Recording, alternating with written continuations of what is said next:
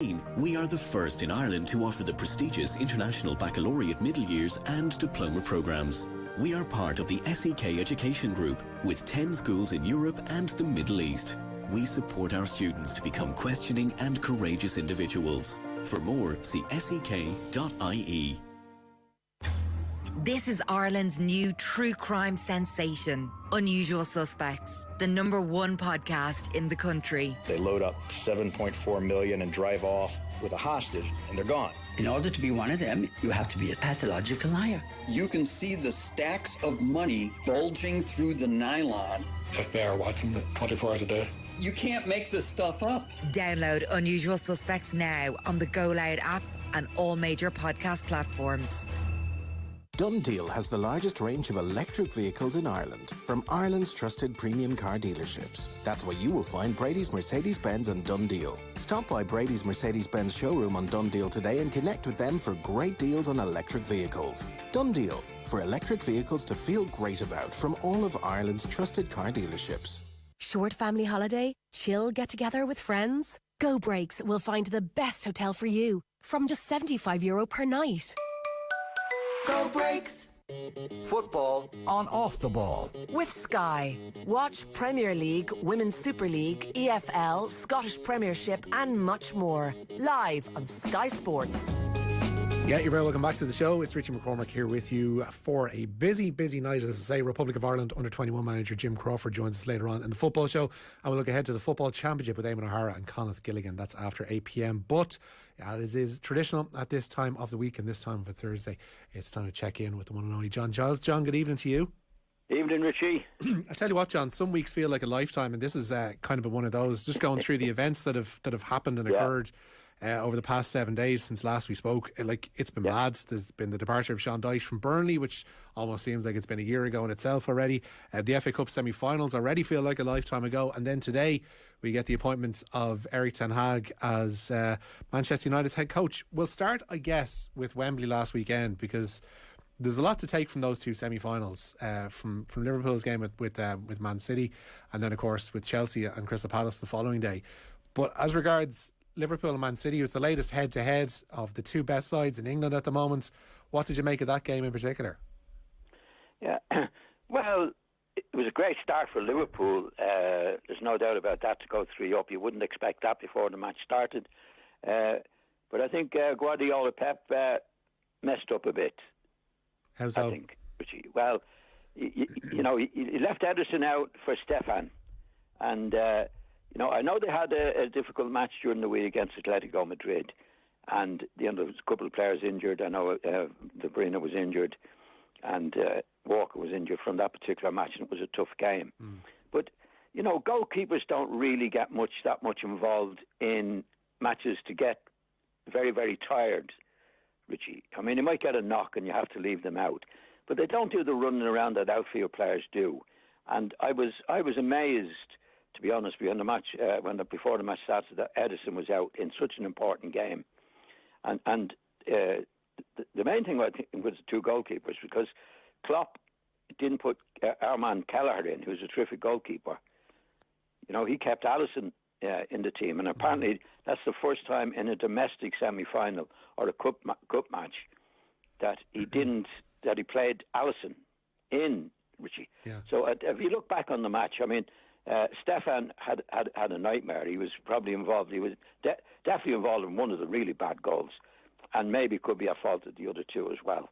So I think that the choice that he made there was a really bad choice, and definitely gave the initiative to Liverpool, in my opinion. There's this thought, obviously, that winning the quadruple for Liverpool is like such an impossible task, and Jurgen Klopp is the first to reiterate that point, that's saying that, like, listen, no team can win 4 trophies, but they're very much in the hunt for it. There seemed to be a sense from Manchester City that they definitely were prioritising the two main trophies that are left in their season, that being the Premier League and the Champions League, at the expense of the FA Cup last weekend, just judging by the starting 11, not necessarily even for last night, but when you see that there were 6 changes made for the Brighton game last night again, and it looked more like a strong, regular, coherent Manchester City team than last Saturday did, and Zach Steffen, I guess, is the standout choice in all of that.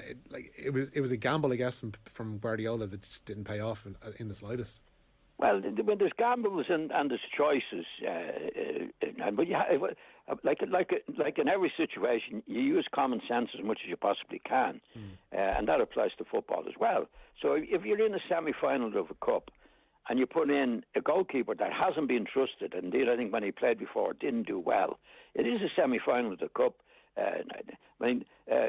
Definitely Klopp did him on that, because in the other matches, all the other matches, he played our man Keller, who's a terrific goalkeeper. But he didn't put him in for this match.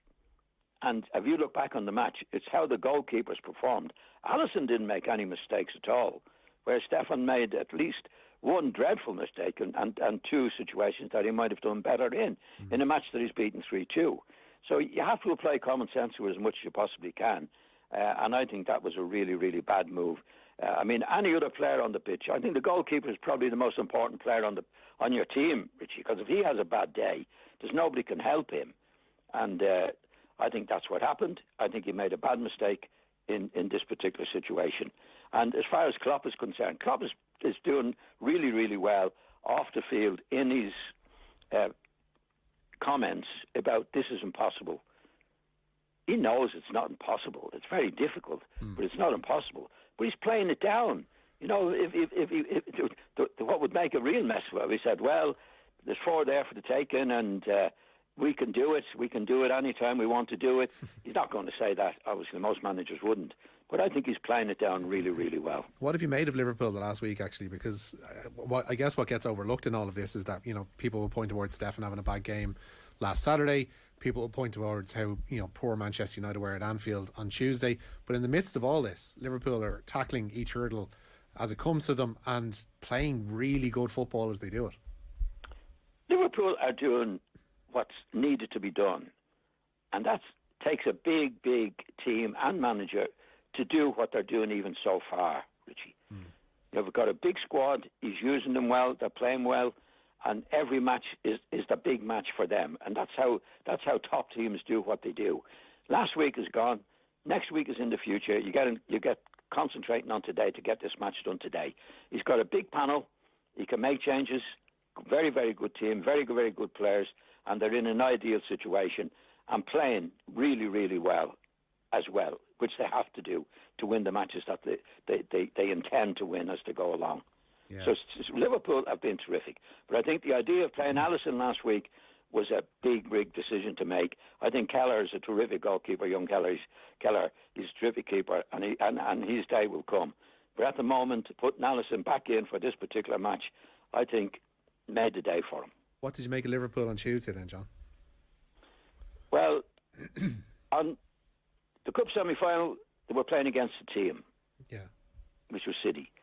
When they're playing against Manchester United, to be quite honest, they were playing against nobody. Manchester United are in a dreadful situation. They're hopeless at the moment. They've got an interim manager. Nothing is happening right. I know they've appointed a new manager today, and we can talk about that a little bit later if you want to, Richie. But it was total humiliation for Liverpool to win as easily as they did. And fair play to Liverpool, they can only do play what's in front of them, and they did it, and wrapped them really, really badly out of the way. I mean, we had, you know, no show for Man U. Pogba off the pitch early again. It's just a mess at Manchester United. And this man, Erik Ten Hag, has a big job to do when he comes into Manchester United, because they're in bits at the moment, really bits. Like, putting yourself in his position, John, and we'll get to the Ten Hag appointment, I suppose. Putting yourself in his position, day one on the job, when he gets in the summer, he finishes up his duties at Ajax. Yes. What should be his main priority on day one at Manchester United, aside from the usual shaking everybody's hand and meeting everybody and ingratiating yourself to the staff in the canteen and all that good stuff that everybody should do anyway? What should be his main priority getting into that gig? Well, I think that what he's got to show the players in his approach and his attitude and his personality is that I'm in charge of this situation now, and I'm going to do the best I can for this club. And that's going to take, I think he should say, this is going to take a little bit of time, because I'm here to judge everybody on their merits, and I've got to make up my mind and get to know the place and my best team as soon as I possibly can. Now, whether he says that to the players or not, I think what he says to the players in the first meeting is not going to be that important. It's what he's thinking of what he has to do to judge these players, to get to know them on the field, what they can do, what they can't do, good lads, the chancers, all that. That's going to take him a fair bit of time, Richie, to do that. Yeah. But the approach he's got to make, I think, keep it simple from his point of view. I'm here to do a job. I'm going to do it, and I'm going to do it as best I can, right? And and he could say, and this is what I expect from you. So I'm going to give everybody a chance. I'm going to watch everything, and in time, I will make up my mind who's going to stay and who's going to go. Because there's all these lists, and we did as well on the show last night with Joe, like going through who he should keep and who needs to go and all this kind of stuff. Like, I get the impression that you would, like, the worst thing you can do is almost go in with a list and say, I want these players, I want these ones gone. There is a handful, obviously, that are going to go. Paul Pogba's obviously out of contract, Jesse Lingard's out of contract, Matic, Juan Mata, and there are others that will naturally drift away from the club anyway.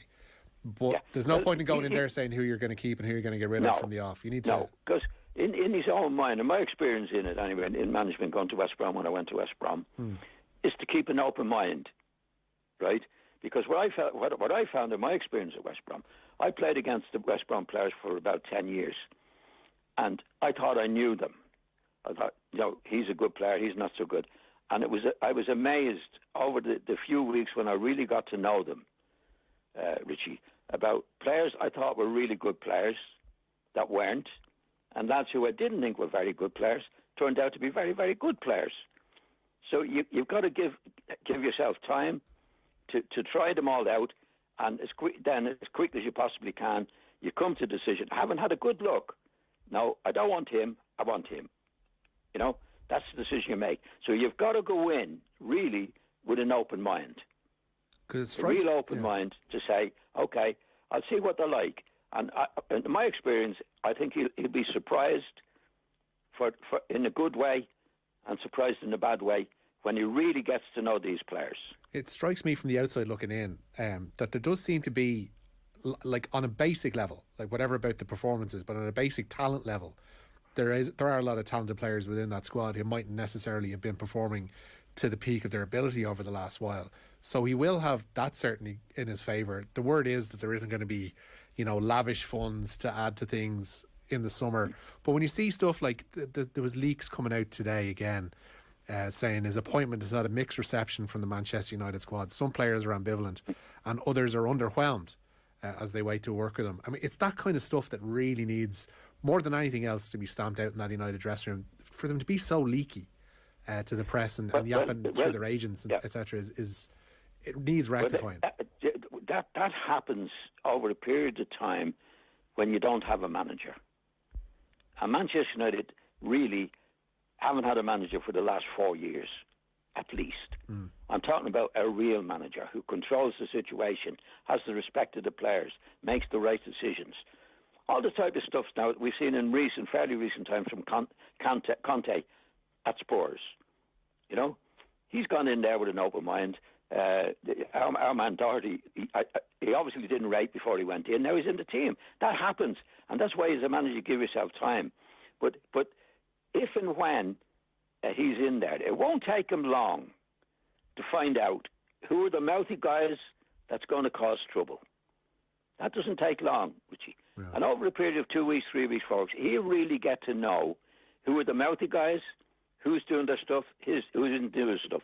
And that's if he is a top manager, which I assume he is. His record is very, very good. Yeah. He'll cop onto that very, very, very, very quickly. And he will let those players know in very, very quick time, I am the boss here. And I'm going to do what I want to do. And you will have to obey what I want you to do, or else you're out. Yeah. So he establishes himself, this guy is a boss. And the players who are a bit mouthy won't give him any mouth. And if they do, they'll be out like a shot. Yeah, firm hand is definitely needed there. What would constitute success, do you think, for Ten Hag in his first season there next year? I think if he qualifies for the Champions League, which is in the fourth position, I think he'd be doing a terrific job. Because if you look at the other guys, I mean, Klopp we know is what's doing, with Pep we know what's doing, Tuchel we know what's doing, Conte has come on now. He's got to catch up on those guys. Now, he might do it very quickly, but it'll take a big job to do it very, very quickly. So I think if he gets ahead of those guys, any one of them to get into the fourth spot would be very good. But there again, if you see, he might not get in fourth spot, it might be 6 spot, 7, but you can see the improvement, Richie. Do you know what I mean?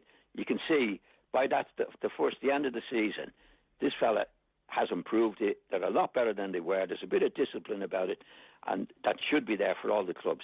That's what he's got to establish and get the best out of the players he has at his disposal at this particular time. Obviously, then have a good look. This fella's good. He's not good. I want him in. I want him out, and then be allowed. And this is a big one, to be allowed to get the players in he wants. Because I don't think that has been the case at Manchester United for a period of time now. Yeah, you look at around other teams, players come in at the likes of Liverpool, and even you look at who Spurs bought during the January. They're players that come in to suit the system that's put forth by the manager. They're not marquee signings. They're not somebody who's, just brought for social media reach and all this kind of nonsense that you see, well, particularly at Manchester United over the course of the last decade. They have to suit his vision, I guess, is what I'm trying to say there. Well, all managers have a vision, in my opinion, when they're going into a club. And all managers have different opinions of what they want. Right? But to fulfill that vision, you have to get the players in you want. Right, because you have a vision, like say you want Joe Bloggs, a midfield player. He's a good player. I want him there. Yeah. A winger or whatever it is. But if you're not allowed to do that, and I think this has been the case at Manchester United for quite a while now, somebody else is making decisions. I don't think Solskjaer was making the decisions to get the players in that he wanted. I don't know who's there, but if you're employing a manager, then the manager should be the expert on football.